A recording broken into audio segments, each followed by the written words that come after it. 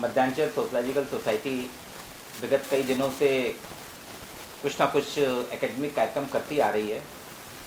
ये कोरोना या लॉकडाउन लगने के पहले हम करते थे कॉफ़ी विद सोशलॉजी, जिसकी 3-4 कड़ियाँ हुई थी। लेकिन पिछले साल जब कोरोना आया, कोविड-19 का संक्रमण हुआ, उसके बाद 25 मार्च 2020 से जो लॉकडाउन लगा तो हमारी गतिविधियाँ ऑनलाइन हो गई। इसी ऑनलाइन गतिविधियाँ में आज आपके साथ कॉफ़ी विद सोशलॉजी जो हमारा कार्यक्रम है, उसमें आतंकवाद एक वैश्विक समस्या है। हम सभी समझ रहे हैं आतंकवाद पूरे एक वैश्विक समस्या हो गई, ग्लोबल प्रॉब्लम है। इस पर चर्चा के लिए आज हमारे साथ में उपस्थित हैं डॉक्टर संजय तिवारी। डॉक्टर संजय तिवारी प्राध्यापक हैं समाजशास्त्र के DAV PG कॉलेज लखनऊ में।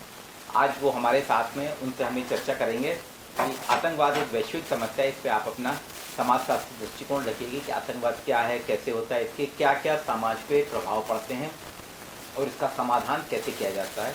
तो मैं आमंत्रित करता हूं डॉक्टर संजय तिवारी। आप लखनऊ के DAV PG कॉलेज में समाजशास्त्र के प्राध्यापक हैं। आदरणीय संजय तिवारी। धन्यवाद। नमस्कार। मध्यांचल समाजशास्त्र समिति के सभी आयोजकों को मैं धन्यवाद देता हूं कि वे समय समय पे एक महत्वपूर्ण विषय को लेकर के अपना कार्यक्रम क्रियान्वित और संपादित करते रहते हैं, जिससे हम सभी जो विषय को समझने वाले श्रोता हैं उनका मार्गदर्शन होता है और ज्ञानवर्धन होता है। इसलिए मैं सभी पदाधिकारियों को ढेर सारी शुभकामनाएं और धन्यवाद प्रेषित करता हूं। देखिए, आतंकवाद का जो वैश्विक परिदृश्य है वो बड़ा व्यापक है। सामान्य रूप से अगर हम देखें वास्तव में आतंकवाद है क्या, अमेरिका से लेके भारत तक, फ्रांस से लेके ब्रिटेन तक, आज सामान्य रूप से अनेक देश आतंकवाद की समस्या से ग्रसित हैं। क्या कारण है, क्या है आतंकवाद? अगर इसके मूल में जाएं तो हम ये पाएंगे कि वास्तव में आतंकवाद एक मनः स्थिति है। कहा यह जाता है कि आतंकवाद का धर्म नहीं होता। क्या ये सत्य है? कौन करता है आतंकवाद? पूरे विश्व को किसने दहलाया हुआ है? अगर ये प्रश्न आप अपने अंतर्मन से करेंगे तो स्वतः आप उसका उत्तर भी प्राप्त कर लेंगे। आज विश्व आतंकवाद के मुहाने पे खड़ा है। लोगों में डर व्याप्त है। सामाजिक असमानता आतंकवाद की वजह से व्याप्त है।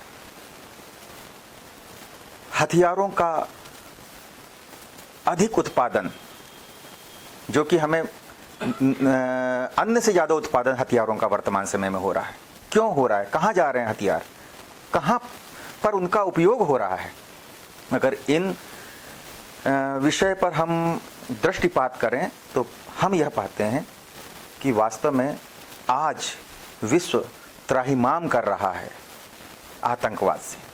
अब भारत को ही ले लें, मुंबई का बम विस्फोट, गोधरा कांड, ये सब क्या है? बनारस का बजरंगबली के मंदिर में विस्फोट, इसके अलावा राम जन्मभूमि के लिए इतनी सुरक्षा व्यवस्था, ये क्या है? हिंदुस्तान में ये क्या हो रहा है? वास्तव में हिंदुस्तान भी, हमारा भारत भी आज आतंकवाद से डर करके त्राहिमाम कर रहा है, पीड़ित है आतंकवाद से। इसी प्रकार से आप पाश्चात्य देशों को लें तो हम ये देखते हैं कि कोई भी ऐसा राष्ट्र नहीं है जो आतंकवाद से मुक्त हो। आप अमेरिका को देख लीजिए, आप ब्रिटेन में देख लीजिए, फ्रांस में देख लीजिए, वहां मूर्तियां तोड़ी जा रही हैं। क्यों तोड़ी जा रही हैं? कौन सा ऐसा वर्ग है जो आतंकवाद की घटनाओं को कार्य रूप दे रहा है? वास्तव में हम देखते हैं कि मनः स्थिति, एक विशेष मनः स्थिति आतंकवाद के लिए दोषी है। कौन सी मनः स्थिति है? क्या वे आर्थिक रूप से कमजोर हैं आतंकवादी? अगर हम यह प्रश्न करें तो ऐसा नहीं है। आतंकवादी आर्थिक रूप से बहुत अधिक सबल हैं, उनके पास अकूत धन संपदा आ रही है। कहाँ से आ रही है? कौन उनको प्रश्रय दे रहा है? क्या कोई एक पर्टिकुलर हमारा पड़ोसी देश प्रश्रय दे रहा है? ऐसा नहीं है। एक मनः स्थिति, मैं पुनः कहना चाहूँगा इस बात को कि एक विशेष मनः स्थिति आतंकवाद के लिए उत्तरदायी है। आतंकवाद के बड़े घृणित परिणाम समाज में देखने को मिलते हैं। आज वर्तमान समय में तालिबानी आतंकवाद का रूप देख लीजिए। स्त्रियां छिपी जा रही हैं, तालिबान से पलायन, वो अफगानिस्तान से पलायन कर रही हैं। क्यों कर रही हैं? क्या कारण है? अगर इसके मूल में देखें, वे घटनाएं जो स्त्री विशेष के परिप्रेक्ष्य में उनको नकारात्मक रूप से प्रभावित करती है, उनको शोषण की तरफ धकेलती है, ये मुख्य कारण है, आतंकवाद के परिणाम हैं। इसी को अगर हम आगे देखें तो आज मानवता कराह रही है आतंकवाद से। क्या करें कि आतंकवाद दूर हो? आतंकवाद को समाप्त करने के लिए या दूर करने के लिए हम सभी को राष्ट्र के प्रति समर्पित होना पड़ेगा। हम दूसरे के सहारे राष्ट्र नहीं छोड़ सकते। एक सिपाही के रूप में हमें खड़ा होना पड़ेगा। हम पुलिस या सेना के भरोसे अपने समाज को नहीं छोड़ सकते। हमें एक सजग प्रहरी बनना पड़ेगा और स्वयं आतंकवाद का सामना करने के लिए तैयार रहना पड़ेगा। जब हम राष्ट्र प्रेमी आतंकवाद का सामना करेंगे तो निश्चित ही आतंकवाद किसी भी राष्ट्र से स्वतः समाप्त हो जाएगा, क्योंकि आतंकवाद को छिपने के लिए जगह नहीं मिलेगी। उनको ये मालूम होगा कि ये राष्ट्र एकजुट है, इसके नागरिक एकजुट हैं जो हमारे सामना करने के लिए तैयार हैं, और सेना और पुलिस के कंधे से कंधा मिला करके वे खड़े होंगे और बाहर निकलेंगे और आतंकवाद को समाप्त करने के लिए प्रयास करेंगे। सामान्य रूप से हम आज ये कह सकते हैं कि वास्तव में हमें इस विभत्स प्रकरण को अगर समाज से समाप्त करना है तो एकजुट होना पड़ेगा। राष्ट्र प्रेम की भावना हमें समाहित करनी पड़ेगी, जिससे आज हम आतंकवाद का खात्मा कर सकते हैं, उसको समाप्त कर सकते हैं।